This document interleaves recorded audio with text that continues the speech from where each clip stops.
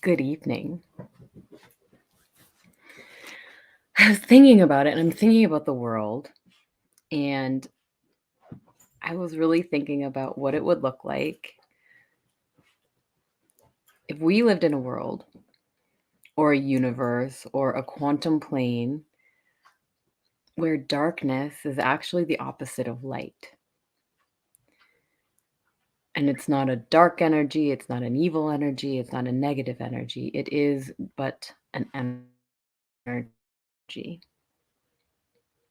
What would it look like? And dream with me here. This is a dream story, right? Bedtime story. Like, what would it look like if all of us had everything we manifested? If all of us believed that we could have all we manifested? What's possible when we stop putting negative and positive on things, and we start looking at things maybe as neutrally? I don't know. I do know, as I said yesterday, that the world is at a tipping point.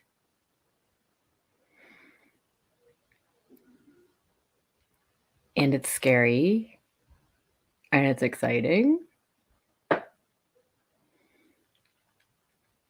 And maybe it's even inconsequential. I have no idea. But I think now is the time for the dreamers to arrive, the creatives to stand up, and the leaders to lead.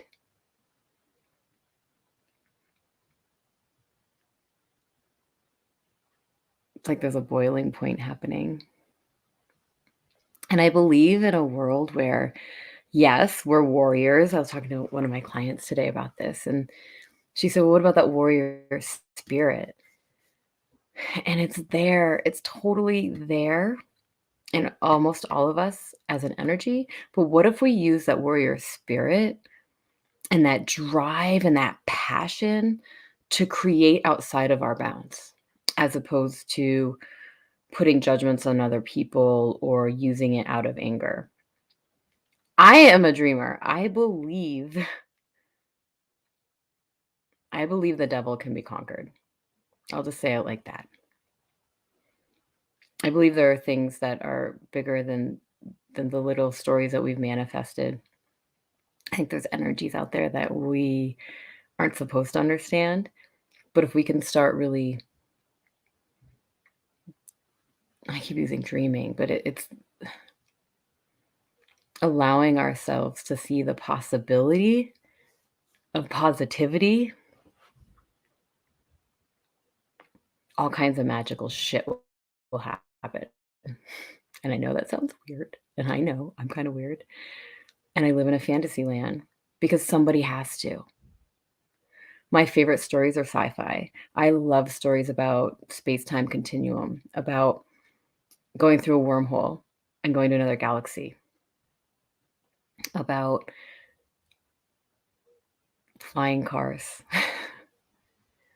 And without those fantasies, we actually wouldn't have a lot of the technologies we have today.